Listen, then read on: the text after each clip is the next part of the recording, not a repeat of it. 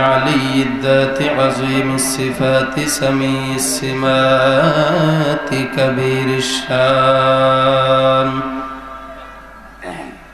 جليل القدر رفيع الذكر مطاع الأمر جلي البرهان فخيم الاسم عزيز العلم وسيع الحلم كثير الغفران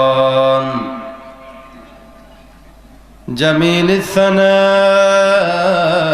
جزيل العطاء مجيب الدعاء عميم الإحسان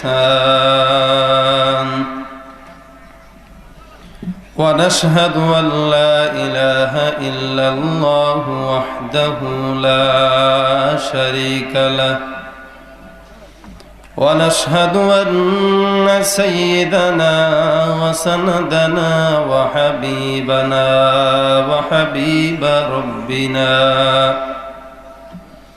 ومولانا محمدا عبده ورسوله صلى الله تعالى عليه وعلى آله وأصحابه وبارك وسلم تسليما كثيرا الذي أرسله الله تعالى بالحق بشيرا ونذيرا وداعيا إلى الله بإذنه وسراجا منيرا أما بعد فأعوذ بالله من الشيطان الرجيم بسم الله الرحمن الرحيم ومن يطع الله والرسول فأولئك مع الذين أنعم الله عليهم من النبيين والصديقين والشهداء والصالحين وحسن أولئك رفيقا وقال النبي صلى الله عليه وسلم من أطاعني فقد أطاع الله ومن عصاني فقد عصى الله أو كما قال النبي عليه الصلاة والسلام وقال تعالى في شان حبيبه ومحبوبه ومعشوقه مخبرا وآمرا إن الله وملائكته يصلون على النبي يا أيها الذين آمنوا صلوا عليه وسلموا تسليما সকলে জবান খুলে মোহাব্বতে দুরূদ ইব্রাহিম করি আল্লাহুম্মা সাল্লি আলা মুহাম্মাদিন ওয়া আলা আলি মুহাম্মাদ কামা সাল্লাইতা আলা ইব্রাহিম ওয়া আলা আলি ইব্রাহিম إنك حميد مجيد اللهم بارك على محمد وعلى آل محمد كما باركت على إبراهيم وعلى آل إبراهيم إنك حميد مجيد پادشاہ جرم مارا درگزار ما গুনাহগার میں تو آمرزگار तूने पुकारी वमा बद कर दयम जुर्म बे अंदाज बेहद कर दयम ऐ इलाहल आलमी ऐ बेनियाज दीन दुनिया में हमारे कारसाज अल्लाह अल्लाह तू मेरा माबूद है अल्लाह अल्लाह तू मेरा माशूक है ला इलाहा इल्लल्लाह ला इलाहा इल्लल्लाह ला इलाहा इल्लल्लाह ला इलाहा ला इलाहा इल्लल्लाह ला इलाहा इल्लल्लाह ला इलाहा इल्लल्लाह ला इलाहा इल्लल्लाह मुहम्मदुर रसूलुल्लाह सल्लल्लाहु अलैहि वसल्लम। अल्हम्दुलिल्लाह আল হাদি খিদমাতে কোরআন পরিষদ আখালিয়া নতুন বাজারের উদ্যোগে আয়োজিত আজকের এই তাফসীরুল কোরআন মাহফিলের সম্মানিত প্রধান অতিথি দূর দূরান্ত থেকে আগত আল্লাহ পাক রব্বুল আলামিনের প্রিয় বান্দা জনাবে মুহাম্মদুর রাসূলুল্লাহ সাল্লাল্লাহু আলাইহি ওয়াসাল্লামের মুহাব্বতুর উম্মতগণ, আল্লাহ পাক রব্বুল আলামিনের দরবারে অসংখ্য কোটি শুকর ও সুজুদ যে আল্লাহ পাক রব্বুল আলামিন আমাদেরকে কোরআন হাদিসের মহাব্বতে দ্বীনের পরিবেশে দীর্ঘক্ষণ যাবৎ বসে কিছু কথা আলোচনা শুনবার জন্য বসার জন্য তৌফিক দিয়েছেন। আল্লাহ রব্বুল আলামিনের দরবারে কালিমাতুশ শুকুর আদায় করে মহাব্বতে সকলে জবান খুলে বলি আলহামদুলিল্লাহ। আওয়াজ পিছনের মানুষদের জবান থেকে বের হয় নাই, কারণ ওনারা সব সামনে যারা বসা এদেরকে দায়িত্ব দিছে। যা দোষ সব তোদের ঘাড়ে, যা অপরাধ সব তোদের ঘাড়ে, আমাদের কিছু করার নেই। আপনাদেরকে দায়িত্ব দিয়ে দিছে, পিছনের লোকদের কি দায়িত্ব নাই নাকি? আলহামদুলিল্লাহ। কেবল সামনেওয়ালারা বলবে, পিছনেওয়ালারা বসে বসে ঘুমাবে আর জিমাবে, হবে নাকি? কেউ মিষ্টি খাবে আর কেউ জিহাদের ময়দানে রক্ত ঝরাবে, এরকম কোনো বিষয় যেন এখানে না প্রকাশ পায়। সকলের জবান থেকে একসঙ্গে আওয়াজ দিবেন, সকলে আরো জোরে একসঙ্গে বলে আলহামদুলিল্লাহ। আল্লাহ পাক রব্বুল আলামিনের দরবারে কোটি শুকর সুজুদ। এরকম দিনের পরিবেশগুলোতে আল্লাহ আমাদেরকে বসার তৌফিক দেন আলহামদুলিল্লাহ। আগে তো দেখা যায় তো মানুষ কম, ওয়াজ মাহফিলে মানুষ আসে না, কিন্তু এখন এক একটা এলাকার ভিতরে ৩-৪টা করে মাহফিল হয়। দেখবেন প্রত্যেকটা মাহফিলে মানুষ দাঁড়ায় দাঁড়ায় পর্যন্ত দেখে, জায়গা দেওয়া যায় না। এটা শুকরিয়া যে দিনের মহাব্বত দিনে দিনে মানুষের ভিতরে বাড়তেছে, কিন্তু আবার খুশির কারণও নাই, এদিক দিয়ে নাস্তিকরাও বাড়তেছে, ঠিক না? ঠিক। যত আল্লাহওয়ালা বাড়বে তত গুনাহগারও বাড়বে, কারণ আল্লাহওয়ালাদের দমানোর জন্য গুনাহগাররা আছে, আর গুনাহগারদেরকে সাইজ করার জন্য আল্লাহওয়ালারা আছে। সবগুলোরা সাইজ করা লাগবে, তবে মায়ের দিয়া না, বোম ফাটায় না, দিনের দাওয়াত দিয়া। আমরা তো এখন অবস্থা এমন, খালি সিরা ফেলামু, ফাইরা ফেলামু, কোবায় ফেলাবো, বোম মারবো, সেই মারবো, হ্যান মারবো, ত্যান মারবো। এগুলা করলে তো ইসলাম আসবে না। দিতে হবে হিকমতের সাথে। হিকমত অবলম্বন করে রাসূল সাল্লাল্লাহু আলাইহি ওয়াসাল্লাম গোটা জিন্দেগি পার করেছেন, কেবল খালি তরবারি দিয়া না। এখন তো অবস্থা এরকম যে ইহুদি খ্রিস্টান নাস্তিক বেঈমান মুসলমানদেরকে কুণ্ঠাসা করতে করতে দেয়ালে যখন পিঠটা ঠেকায় দিছে, আর আমরা তখন চিন্তা করলাম এখন তো দেয়ালে পিঠ ঠেকে গেছে, এখন আর বসে থাকার সময় নাই, এখন এদের বিরুদ্ধে আন্দোলন করো। যেই আন্দোলন করতে যাই ওরা তো খুব চালাক, তখন বলে হুজুর ইসলাম তো শান্তির ধর্ম, কেন মারামারি করেন? ঠিক না? ঠিক জোরে। আরে আহাম্মক, ইসলাম তো শান্তির ধর্ম, তরবারির ধর্মও বটে, ঠিক না বে ঠিক জোরে কন? নবীজি হাত মাথার মধ্যে বুলায় যেরকম দিনের দাওয়াত দিয়েছেন তেমনই ভাবে বদরের ময়দানে, উহুদের ময়দানে তরবারিও ধরেছিলেন। ঠিক না বে ঠিক? এজন্য দুইটাই মাথায় রাখতে হবে। মুসলমানদের যেমন নাকি ধৈর্য আছে, অবশ্যই ধৈর্য এটা আছে, কিন্তু ধৈর্যের বাঁধ ভেঙে দিলে কোথা থেকে যে কোথায় যেতে হবে টের পাবা না, নিজের পরিচয় খুঁজে পাওয়া যাবে না। এই জন্য দাওয়াত দেব হিকমতের সঙ্গে, এটা আমাদের স্লোগান। আজকে তো অবস্থা এরকম হয়ে গেছে যে কেউ যদি দেখি খাজা বাবার মুরিদ অথবা ওই যে বিশ্ব আশিকে রাসূল যারা আছে, গাঁজা খায় দিনে 100 বার, গাঁজা না টানলে জিকিরের কলব জারি হয় না। কয় গাঁজা যত টানে ততই জিকিরে নাকি মজা লাগে। আছে না এই একদল?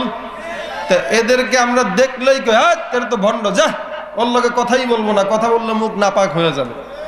বলে না এরকম? কেন? ওকে যদি দাওয়াত দিয়ে আমাদের নিজের পথে আনি তাহলে দোষটা কোথায়? কি বলেন? ও তো না বুঝে ওখানে গেছে। আবার কিছু দল আছে যাদের হেদায়েত মরলেও হবে না। ঠিক না বে ঠিক জোরে কন? ওদের সিল আল্লাহ মেরে দিছে। ও কয় তুই আমার যতই বুঝা, আমি তো ছাগল গরু, এক কান দিয়ে ঢুকামু আর এক কান দিয়ে বের করবো। দোয়া করি আল্লাহ সকলকে সহি বুঝ দান করুক বলি আমিন। তাউইলের কোনো গুঞ্জাইশ নাই এখানে। মোহাব্বত যদি থাকতেই হয় অন্তর দ্বারা করতে হবে। আপনি বললেন যে ইমান ঠিক আছে আমার, যদিও পর্দা না করি, নামাজ না পড়ি, ইমান তো ঠিক আছে। আছে না একদল? আরেক দল নবীরে এতই মোহাব্বত করে যে বলে আল্লাহর ধন নবীরে দিয়া আল্লাহ হইছেন খালি, আর নবীর ধন খাজারে দিয়া নবী হয়ে গেছেন খালি। আছে না নাই? মানে আল্লাহ খালি, নবীও খালি, যা আছে সব তোর বাবার ভিতরে। আসলেই তো গাঞ্জার ডিব্বা ভরা পেটের মধ্যে। কি বলেন? ভরা খালি কোথায়? বাসের মধ্যে উঠলে কয় না সিট খালি, উঠেন উঠেন। না সিট আছে, সিট আছে। কয় সিট কই? সিট তো আছেই, মানুষ ভরা আর কি, সিট তো আছে। ঠিকই তো। তো ওদের কথাও সত্য, কিন্তু মতলব কি? খারাপ। এদের থেকে হেফাজত থাকতে হবে। এখানে আলোচ্য বিষয় দিয়েছে আল্লাহ, নবীর মোহাব্বত। নবীর মোহাব্বত তো সকলের অন্তরেই আছে, কিন্তু দাড়ি রাখার সময় কয় হুজুর রাখবো একটু পরে। কবে? এখনো যুবক, যদি দাড়িটা এখনই রাখা দিই স্কুলের গার্লফ্রেন্ডরা তো পছন্দ করবে না। কি বলেন? ঠিক না? গার্লফ্রেন্ড পছন্দ করবে না, সমস্যা। কবে রাখবা? আর একটু বড় হই। তুই বড় হস নাই? না। তা প্রেম করস কেমনে, বুঝোস কেমনে? কি বলেন? এ বলে বড়ই হয় না, তা প্রেম বুঝে কেমনে, বিয়ে করতে হবে এটা বুঝে কেমনে? যাই হোক, কয় ঠিক আছে দাড়ি রাখবো, বিয়ে শাদী করি। এবার বিয়ে করছে, এখনো দাড়ি রাখে না। কি ভাই তুমি এখনো দাড়ি রাখলা না, ব্যাপারটা কি? কার হুজুর মাত্র বিয়া করলাম, পোলামায়া কিছু হয় নাই, এখন দাড়ি রাখলে হয় নাকি? কবে রাখবা? পোলামায়া হোক। এবার ছেলে মেয়ে হয়ে শেষ, এখন রাখেন না কেন? ছেলে মেয়ে মাত্র হইল, বড় হইতে দেন না। এই বয়সে দাঁড়িয়ে রাখলে হয় নাকি? পোলামায়া বড় হয়ে গেছে, এক একটা ডাক্তার, ইঞ্জিনিয়ার, বিয়াও দিছে। কি ব্যাপার, পোলা মেয়ে বড় হইলে নাকি দাড়ি রাখবা? কই এখন কই? আরে মাত্র তো বিয়া দিলাম। নানা না হইলে কিন্তু দাড়িতে মানায় না। এই শয়তানের উক্তি আজীবন থাকবে, কোনোদিন দাড়ি রাখবে না। এটা হলো আসল কথা। আরে ভাই নিয়ত করবেন, নিয়তের মধ্যেই বরকত। কারণ তাকওয়ার প্রথম ধাপ হলো ইন্নামাল আমালু বিন্নিয়াত, আর লাস্ট ধাপ হলো আনতা আবুদাল্লাহা কাআন্নাকা তারাহু ফাইন লাম তাকুন তারাহু ফাইন্নাহু ইয়ারাক। এটা হচ্ছে তাকওয়ার প্রথম ধাপ আর শেষ ধাপ। প্রথম ধাপ হলো নিয়ত করবেন, নিয়তের বরকত দিবে কে? আর শেষ ধাপ হইল নিয়ত করতে করতে তাকওয়া এমন অর্জন হয়েছে যে এখন ইবাদত করলে খালি আল্লাহকে দেখি। নামাজে দাঁড়াইলে চোখের সামনে আল্লাহর সুরত ভাসে। আমি নামাজ পড়ি, যাই করি, সব জায়গায় খালি আমার মাওলার ঘ্রাণ পাই, আল্লাহকে দেখি। এটা হচ্ছে তাকওয়ার শেষ পর্যায়ে। তো এখন এদের অবস্থা এমন গেছে, এরা মনে করছে নামাজ রোজাতে এমন করছি, বাবার কাছে এমন মুরিদ হয়েছি। টিভিতে দেখবেন অ্যাড দেয়, যদি দোজাহানে নাজাত পাইতে চাও, সন্তান হয় না, অমুক হয় না, তমুক হয় না, যত ঝামেলা সব ঝামেলার সমাধান হবে অমুক বাবার দরবারে যাও। একদল নবীকে মহাব্বত করতে করতে অবশেষে নিজেকে নবুয়ত দাবিদার করছে। ওই যে কাদিয়ানি আছে না গোলাম আহমদ, ওর মেয়েরাজ হয়েছিল কোথায় জানেন? বাথরুমে। ওর মেয়েরাজ কোথায় হয়েছে? বাথরুমে। এখন ঢাকা শহরে বা অনেক জায়গায় দেখবেন কয় কাদিয়ানির অফিসে যাব, কারণ জানে যে ওই জায়গায় হযরতের মেরাজ হয়েছিল। যাই হোক, এরকম নবীর আশিক রাসূল যদি দাবি করতেই হয় তাহলে এই ভণ্ডামি করে লাভ নাই। ওই যে বললেন হাদিসটা, যতক্ষণ পর্যন্ত আমার ছেলে সন্তান পিতা মাতা থেকে বেশি ভালো না বাসতে পারবো ততক্ষণ খাঁটি ইমানদার হওয়া যায় না। ইমান নবীর মোহাব্বত তখনই হবে যখন নাকি নিজের বাবা মার থেকে নবীকে বেশি ভালোবাসতে পারবো, সন্তান থেকে নবীকে বেশি ভালোবাসতে পারবো। আল্লাহ আমাদের সকলকে এরকম মহাব্বতই যেন অন্তরের ভিতরে ঢুকায় দেয় বলি আমি। এখনো অনেক ভাইরা দাঁড়ায় আছেন, এদিক থেকে একটু বসে যান না, যথেষ্ট জায়গা, অনেক বড় মাঠ। স্বেচ্ছাসেবক থাকলে এদেরকে বসায় দেন না, বসায় দেন মেহেরবান। শুনবেন যেহেতু বসে বসে আরামসে শুনেন, বসে বসে শুনেন। অনেক সময় শুনতে শুনতে ঘুমও চলে আসে, অন্তত বসে বসে ঘুমাইতেও পারবেন, দাঁড়ায় দাঁড়ায় ঘুমানো লাগবে না। এদিকে বসায় দেন। যাই হোক, আমি আপনাদের সামনে সুদীর্ঘ আলোচনা নয়, কিছুক্ষণ আলোচনা করব। এরপর আমাদের সকলের প্রিয় মুখ মাওলানা খালিদ সাইফুল্লাহ সাহেব আছেন, হজরত আসবেন। এর আগে মাহফুজুর রহমান জাবের সাহেব আছেন, উনিও আসবেন। আলোচনা হবে অনেক, চলে আসছে, জাবের সাহেবও চলে আসছে। যাই হোক, অনেক সুন্দর সুন্দর আলোচনা হবে। এরপরে আমরা সকলে এখান থেকে বিদায় হব। দোয়া মোনাজাত না করে কেউ যাব না ইনশাল্লাহ। যতটুকু আলোচনা করব নিয়তের সঙ্গে, ইখলাসের সাথে, আমলের নিয়তে শোনার চেষ্টা করি সকলেই। আমি আপনাদের সামনে একটা আয়াত তেলাওয়াত করেছি।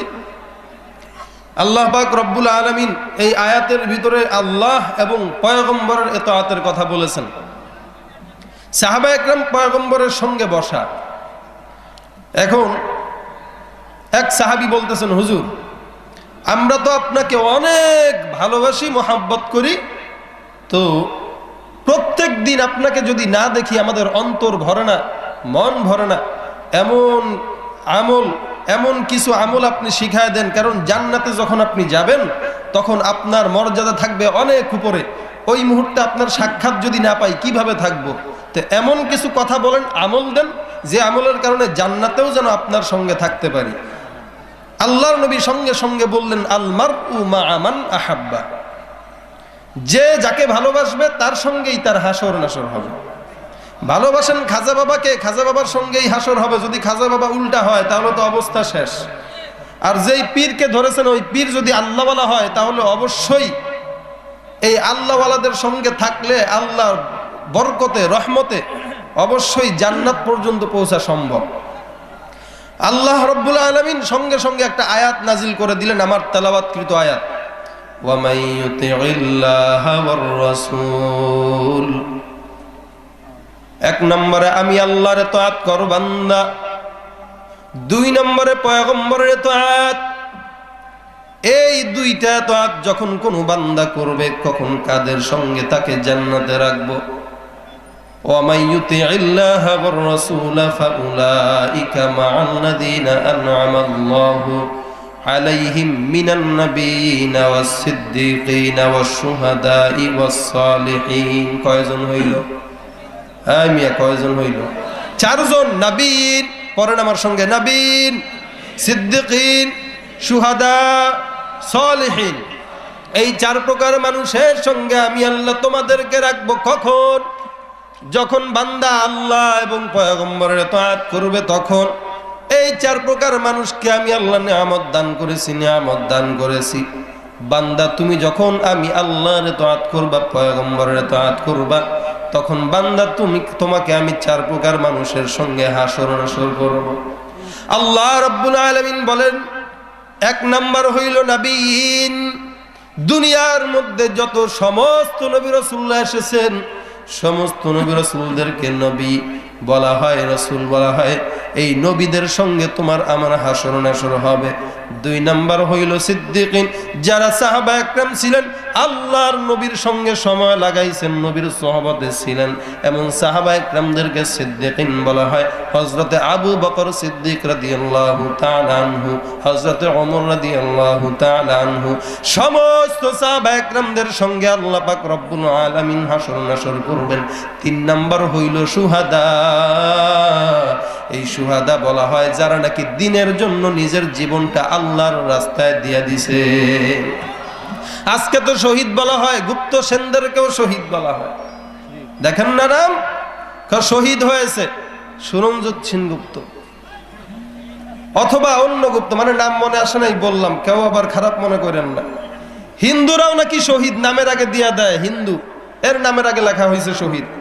শাহবাগের মধ্যে যখন আমার নবীর সুন্নতি টুপি কুকুরের মাথায় দিয়ে একদল রাজনৈতিক কার্যক্রম সফল করার জন্য ওই আন্দোলন করেছিল, ওই মুহূর্তেও কিছু মানুষ ওদের পক্ষে ছিল, নবীর বিরুদ্ধে ছিল, এরাও মারা গেছে। মারা যাওয়ার পর আমরা দেখতে পেরেছি পত্রিকায় শহীদ রাজীব, দেখেন নাই? এরা নবীর বিরুদ্ধে আন্দোলন করে মারা যাওয়ার পরও যদি শহীদ হয়, তাহলে আর কোথায় যাব, কোন দেশে বসবাস করি? কি বলেন, শহীদ কি যাকে তাকে বলা যাবে? এটা কি গাছের পাতা নাকি ছিঁড়ে তোকে দিয়ে দিলাম? ইসলামের জায়গা পাও না। শহীদ নামের সঙ্গে বেহরমতি করা হয়ে গেছে। এটা আল্লাহর গজব নামতে দেরি নাই। শহীদ বলা হয় কাকে? আল্লাহর জন্য নিজের জীবনটা দিয়ে দাও, বিলীন করে ফেলো, আর তুমি আল্লাহর বিরুদ্ধে কথা বলো শহীদ? ইসলামের জায়গা নয় নাকি? এগুলা হচ্ছে সব দেমাগ নষ্টওয়ালা মানুষ। শহীদের দাম অনেক উঁচু, অনেক মর্যাদা, অনেক ওজনওয়ালা শব্দ। শহীদ বলা হয় কাকে?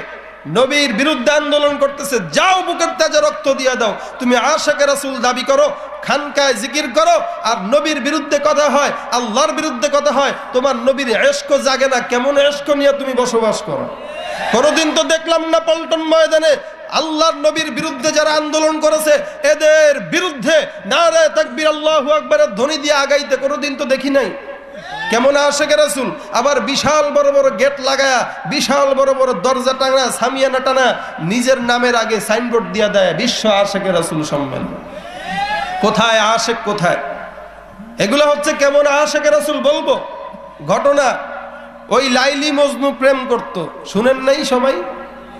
এখন লাইলি মজনুর কাছে দুধ পাঠাইছে একটা গ্লাস দিয়া, খাদেমকে দিয়া বলে যাও এই গ্লাসটা নিয়ে লাইলি মজনুর কাছে দুধ দিবা, বলবা লাইলি পাঠাইছে। বেচারা না খায় না দেয়া শুকা যাইতেছে, যাও দিয়ে আসো। এখন ও গেছে, যাইতে যাইতে রাস্তার মাঝখানে দেখে এক গাছের নিচে একটা বাটপার বসা। অত চিনে নাই বাটপারকে, তো বাটপার ডাক দিল, এদিকে আসো। কই যাও তুমি? দুধ হাতে। কয় লাইলি পাঠাইছে মজনুকে দুধ দেওয়ার জন্য, মজনুর কাছে যাইতেছে। কয় বেটা আমি তো মজনু, দে দুধ দে। এবার দুধ নিয়ে খাইছে, খায় বাহ ভালোই ব্যাকল পাইলাম, প্রত্যেকদিন মজনুকে দুধ খাওয়া যায়। এখন যেদিনই আসে সেদিনই ওকে দুধ দেয় আর দুধ খায়। আর একদিন চোরের 10 দিন, গৃহস্থের কি একদিন। এখন একদিন করলো কি, আইছে লাইলি বলতেছে যাও আজকে দুধ দেব না, এই গ্লাস দিলাম, রক্ত নিয়ে আসবা, বলবে এতদিনে দুধ খাইছোস, এই রক্ত লাইলি দাবি করছে। এবার গেছে, কয় কিরে দুধ কই আজকে? আজকে তো দুধ নাই। কয় কে? আজকে রক্ত দেওয়ার পালা। কয় মানে? এতদিন মাগনা মাগনা দুধ খাইছো, এখন প্রেমের যে তুমি যে মহাব্বত করো এটার প্রমাণ দেখাইতে হবে রক্ত দিয়া। দূর বেটা, আমি কি রক্ত দেনাওয়ালা মজনু নাকি? তার মানে কই যে দূরে যায় গাছের কোনায় দেখবা এক বুড়া বসা, এক লোক চিকন চাকন হয়ে গেছে, ও হইল খাঁটি মজনু, আমি তো দুধ খাওয়ার মজনু, ও হইল রক্ত দেওয়া মজনু। সমাজের ভিতরে এমন দুধ খানেওয়ালা, খিচুড়ি খানেওয়ালা আশিকে রাসূল আছে না নাই? জোরে কোন। যতই ভণ্ডামি করো, চোরের কিন্তু 10 দিন, গৃহস্থের একদিন।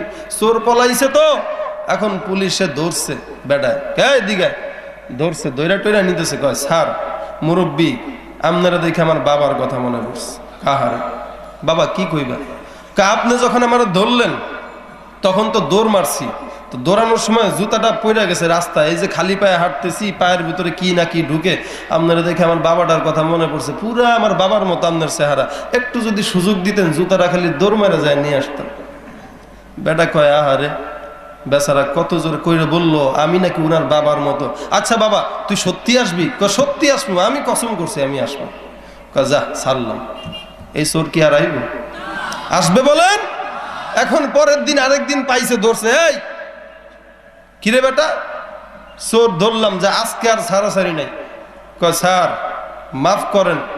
কয় কি হয়েছে আবার? কি কইবি? কোনো ছাড়াছাড়ি নাই। কয় না ছাড়তে বলি নাই, একটা দাবি আপনার কাছে, আপনারা দেখে আমার ওই বাবার কথা মনে পড়ছে, আজকে আপনার কাছে একটা আবেদন। কয় না কোনো আবেদন শুনবো না, আরেকদিন ধরছিলাম একটারে, ও জুতা ফেলাই আসছে, ওই জুতা আনার অজুহাত দিয়ে পরে ভাগছে, আর চোর ছাড়তে রাজি না, কয় না আমি জুতা আনবো না, ঠিক আছে আমি যখন আসি শীতের মধ্যে চাদরটা ফেলাই থুই আসছিলাম ভুলে, আপনি একটু যদি সময় দিতেন তাহলে আমি চাদরটা নিয়ে আসতাম।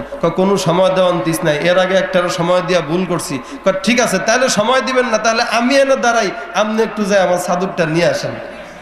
কন দেখি চোর গেলে বা এ যদি যায় এ চোর থাকবো নি? এই জন্য যতই চোরামি করো তুমি, ধরা কিন্তু একদিন পড়তেই হবে, ধরা একদিন পড়তেই হবে। যতই নবীর বিরুদ্ধে বলো, যতই আল্লাহর বিরুদ্ধে বলো, মনে করছো টাকার গরমে পার পেয়ে গেলাম, মনে করছো ক্ষমতার গরমে পার পেয়ে গেলাম, একদিন না একদিন এই বাংলার জমিনে এই নাস্তিক মুরতাদদের বিচার হবেই হবে ইনশাআল্লাহ। ঠিক না? ঠিক যেরকম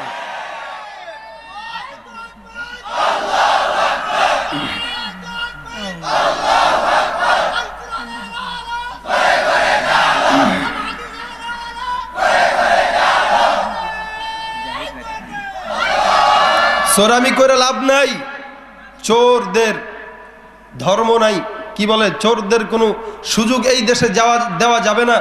মহাব্বত যদি দাবি করতেই হয়, খাঁটি মহাব্বত অন্তরের ভিতরে রেখে খাঁটি উম্মত হয়ে কবরে যাওয়ার চেষ্টা করো। আল্লাহ বলতেছেন এই দুইটা কাজ করতে হবে। এক নম্বর নবীকে আল্লাহকে অনুসরণ করো, দুই নম্বর নবীকে অনুসরণ করো। তিন চার প্রকার মানুষের সঙ্গে রাখবো। দিনটা বললাম, শহীদ বলতেছিলাম, ওই যে শহীদ, নবীর বিরুদ্ধে কথা বললেও শহীদ, আল্লাহর বিরুদ্ধে কথা বলে মরে এটাও শহীদ, এটার নাম শহীদ না।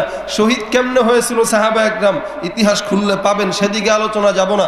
চার নম্বর হইল সালেহীন, সত্যবাদী যারা, সৎ যারা, যারা আল্লাহওয়ালা, খোদাভীরু, তাকওয়াওয়ালা, পরহেজগার, এদেরকে বলা হয় সালেহীন। এই চার প্রকার মানুষের সঙ্গে আল্লাহ আমাদেরকে রাখবেন কখন?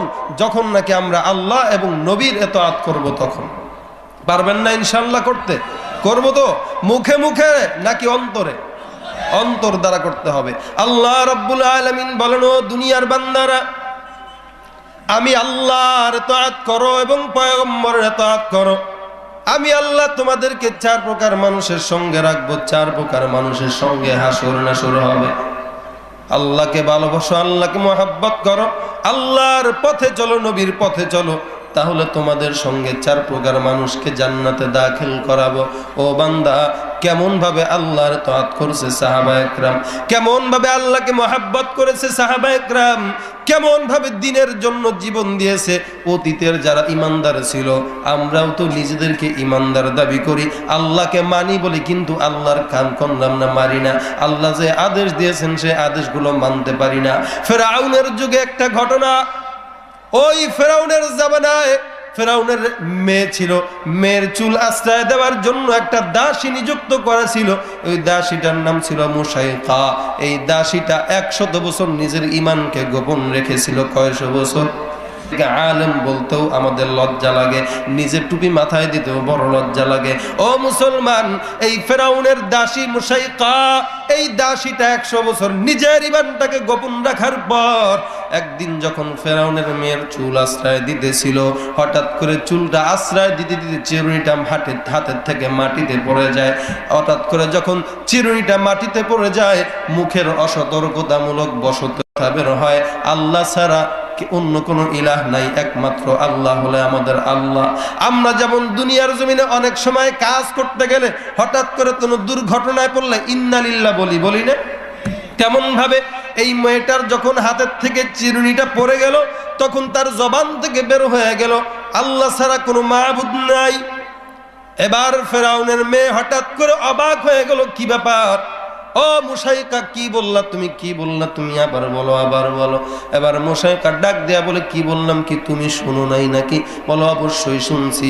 আমার বাবা ফেরাউনের বাদশা, ফেরাউনের খোদা, আমার বাবা মিশরের বাদশা। এই মিশরের মধ্যে আমার বাবাকে সবাই আল্লাহ বলে স্বীকার করে। এই আল্লাহ বলে স্বীকার করার মধ্যে তুমি আবার কারে আল্লাহ বলে মানো? একমাত্র যদি আল্লাহ থাকে দুনিয়াতে আমার বাবাই হলো খোদা। মুসাইকা এবার ডাক দিয়ে সঙ্গে সঙ্গে বলল, তোমার বাবা যদি খোদা হয়, তাহলে তোমার বাবা তো যদি খোদাই হয়, তোমার বাবাকে বলো পশ্চিম দিক থেকে সূর্য উঠানোর জন্য পূর্ব দিক থেকে চন্দ্র উঠানোর জন্য পারবে নাকি? বলে আমার বাবা আল্লাহ, আমার বাবা হইল সর্বশ্রেষ্ঠ খোদা, এছাড়া কোনো খোদা নাই। ফেরাউনের মেয়ের মেজাজ গরম হয়ে গেছে, বাবার কাছে দূর মেয়ে চলে যায়, ডাক দেয়া বলো, বাবা তোমার দাসী যে আমার চুল আশ্রয় দেওয়ার জন্য রাখছো, এই দাসীটা তোমাকে খোদা বলে স্বীকার করে না, অন্য একজনকে আল্লাহ বলে মানে। ফেরাউন এই কথাটা শোনার সঙ্গে সঙ্গে মেজাজ গরম হয়ে গেছে। দাসীকে ডেকে আনো। দাসীকে ডাকা হলো, ও মুশাইকা, শুনলাম তুমি নাকি আমাকে আল্লাহ বলে মানো না, অন্য একজনকে আল্লাহ বলে স্বীকার করতেছো। মুশাইকা সঙ্গে সঙ্গে জবাব দিল, অবশ্যই আমি তোমাকে আল্লাহ বলে মানি না। যদি তুমি আল্লাহই হও তাহলে তোমার নিজের নাকটাই তো বড় বেসাইজ নাক, দেখতে তোমাকে বড়ই কুৎসিত লাগে, তোমার নিজের সৌন্দর্যই ঠিক নাই, তুমি কেমনে আল্লাহ হইতে পারো? তুমি যদি আল্লাহ হও, ইতি বিশামসি মিনাল মাশরিকি ফাতি বিহা মিনাল মাগরিব, সূর্যকে উঠাও, চন্দ্রকে ডুবাও, চন্দ্রকে উঠাও, সূর্যকে ডুবাও, পারবে না কি? বলে না না। ফাবুহিতাল্লাযী কাফার, ফেরাউন কুফরি করেছে। অবশেষে ফেরাউন এই কথা শোনার পর দাহিশায়া ধিসু হয়ে গেল, হতভম্ব হয়ে গেল। ফেরাউনের মেজাজ গরম হয়ে গেছে, কারণ যে যেটা পারে না ওইটা যদি কাউকে বলা হয় তখন তার মেজাজ গরম হয়ে যায়। যে নাকি খাঁটি আশিকে রাসূলুল্লাহ, ওকে যদি আমি বলি তুই আসলেই ভণ্ড, তাহলে সে দেখবেন রাগ হবে। যে এই কাজটা পারবে না যদি বলা হয় এটা কর, সে রাগ হয়ে যাবে। ফেরাউন তো জানে আমি পারবো না, ফেরাউনের মেজাজ গরম হয়ে গেছে। এবার মুশাইকাকে ডেকে বলো, মুশাইকা, আমাকে যদি তুমি আল্লাহ বলে স্বীকার না করো, আল্লাহ বলে না মানো, তাহলে তোমার জন্য রয়েছে কঠিন বিপদ, কঠিন শাস্তি। মুশাইকা এক কথার মধ্যে জবাব দিয়ে দিল, ও ফেরাউন, তোকে আমি আল্লাহ বলে মানতে পারবো না, খোদা বলে মানতে পারবো না। যে আল্লাহর প্রতি ঈমান আনলাম, ওই আল্লাহ ছাড়া অন্য কাউকে আল্লাহ বলে মানতে পারবো না। আমার আল্লাহ একমাত্র আল্লাহ, আল্লাহ ছাড়া অন্য কোনো পথে আমি হাঁটতে পারবো না। আল্লাহ যদি মানতে হয় একমাত্র আল্লাহকে মানবো, যিনি আমাকে খাওয়ান, যিনি আমাকে পড়ান। ইন্নী ওয়াজ্জাহাতু ওয়াজহিয়া লিল্লাযী ফাতারাস সামাওয়াতি ওয়াল আরদ হানিফাও ওয়া মা আনা মিনাল মুশরিকিন। আমাদের জীবন মরণ সব কার জন্য? জোরে বলুন, আর জোরে বলুন। قل إن صلاتي ونسكي ومحياي ومماتي لله رب العالمين। জীবন মরণ সব আল্লাহর জন্য। ও ফেরাউন, তুই আমাকে তোকে খোদা বলে মানার জন্য বলতেছিস? যে আল্লাহর প্রতি ঈমান আনলাম, এই ঈমানের কালে এই ঈমানটা আমার শরীরের শিরায় শিরায় পৌঁছায় গেছে, এই ঈমানটা আমার সব জায়গায় পৌঁছায় গেছে, শরীরের উপশিরায় পৌঁছায় গেছে। যে আল্লাহর প্রতি আমি ঈমান আনলাম, এই আল্লাহর পথ থেকে আমি মুশাইকা এক চুলও নড়তে পারবো না। ফেরাউনের মেজাজ গরম হয়ে গেল, জল্লাদকে ডেকে বলল, জল্লাদ যাও যাও, এমন এই মাসিক মুশাইকা যে নাকি আমার বিরোধিতা করতেছে, আমাকে আল্লাহ বলে মানে না, আমাকে খোদা বলে স্বীকার করতেছে না, এই মুশাইকাকে শাস্তি দেব। কি শাস্তি? বলে একে গরম তেলের মধ্যে ফুটায় দাও, গরম তেলের ভিতরে ফুটায় মারো, গরম তেলের ভিতরে ফুটায় মারো। এর যে দুইটা সন্তান আছে, একটা দুধের বাচ্চা আর একটা 8-9 বছরের শিশু, এই দুধের দুইটা বাচ্চাকেও গরম তেলের ভিতরে ফুটায় মারো। এবার ফেরাউনের আদেশ পাওয়ার পর ফেরাউন যখন এই কথাটা বলল, জল্লাদ সঙ্গে সঙ্গে গরম তেল ফুটানো আরম্ভ করলো। এবার ফেরাউন জল্লাদকে ডাকে বলো, জল্লাদ যাও যাও, এই মুশাইকার বড় মেয়েটাকে ডেকে এনে হাত পা ভালো করে বাঁধো, ওই মেয়েটাকে সঙ্গে সঙ্গে আগুনের গরম তেলের মধ্যে ফুটায় দাও।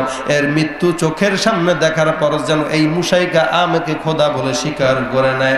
মুশাইকা এবার ডাক দিয়া বলো, ও ফেরাউন, তুই আমাকে যতই ভয় দেখাও, যতই ভয় দেখাও, আমি আল্লাহর প্রতি ঈমান আনলাম, আল্লাহর প্রতি ঈমান আনলাম। আমার মেয়েটাকে তুমি মারো, আমার কোনো আপত্তি নাই, এরপরও আমি আমার রবের দরবার থেকে এক চুলও নড়তে রাজি না। ফেরাউনের জল্লাদ সঙ্গে সঙ্গে মুশাইকার বড় মেয়েটাকে হাত পা বেঁধে গরম তেলের ভিতরে ফুটায় দেয়। গরম তেলের ভিতরে ফুটানোর সঙ্গে সঙ্গে মেয়েটার হাড্ডি মাংসগুলো সব আলাদা হয়ে গেছে, ফটফট করে পুড়ে যায়। গরম তেলের ভিতরে পড়ার সঙ্গে সঙ্গে দুনিয়ার জমিন থেকে এক মুহূর্তের মধ্যে শেষ হয়ে গেছে। মুসাইকার চোখের মধ্যে পানি, টপ টপ করে চোখের থেকে পানি পড়া আরম্ভ শুরু হয়ে গেছে। মুসাইকা কান্নাকাটি আরম্ভ করছে, ডাক দেয়া বলে, ও ফেরাউন, তুই আমার বাচ্চাকে মারলি, তোর কি একটু মনের মধ্যে দয়া হয়?